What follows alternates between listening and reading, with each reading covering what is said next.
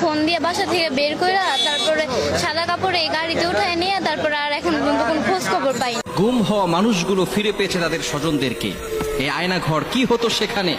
৮ বছর পরে মুক্তি পেয়েছে মীর কাশেম আলীর ছেলে ব্যারিস্টার আরমান। ৮ বছর পরে মুক্তি পেয়েছে। তার পরিবারের লোকজন জানতোই না সে বেঁচে আছে নাকি মারা গেছে।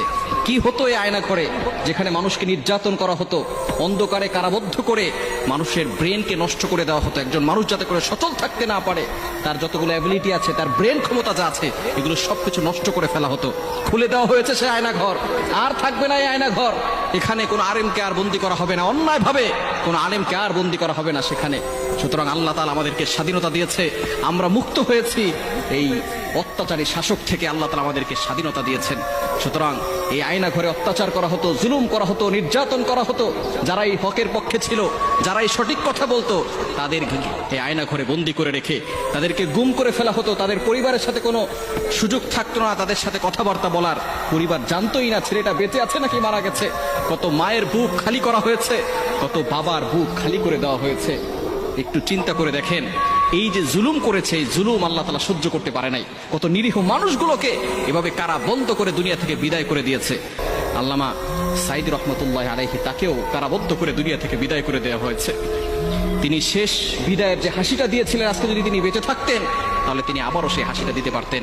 যারা এভাবে মারা যায় ইসলামের জন্য, যারা এতদিন আয়না ঘর ছিল গুমের শিকার পরিবারদের মুখে মুখে, কিন্তু সেই আয়নাঘর থেকে মানুষ ফিরে আসার পর এখন হঠাৎ নিখোঁজ হওয়াদের নতুন ঠিকানা কচুক্ষেত।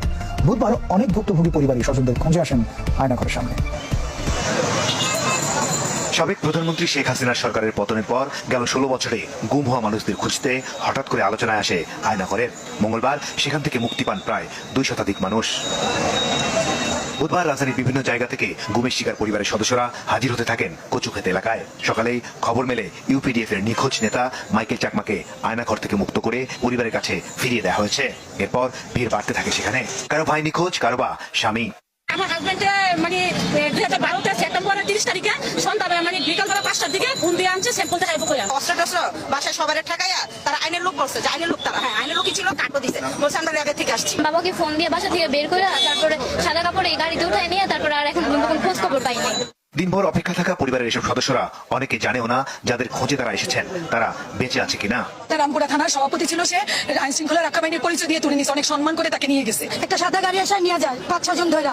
এখন থেকে আমরা ডিবিতে গেছি, থানায় অভিযোগ করছি, মোহাম্মদপুর কোনো আমরা খোঁজই পাইনি। নিখোঁজ হওয়ার পরে আমরা অনেক চেষ্টা করছি, সাংবাদিকের মাধ্যমে জিডি করছি, থানায় গিয়ে, কিন্তু আমরা তার আজ পর্যন্ত কোনো সন্ধান পাই নাই। তবে এখান থেকে কাউকে সরাসরি হাতে তুলে দেওয়া হয়নি। যারা এখান থেকে মুক্ত হয়েছেন সকলকে বাড়িতে পৌঁছে দেওয়া হয়েছে। মাসুদুর রহমান, চ্যানেল 24, ঢাকা।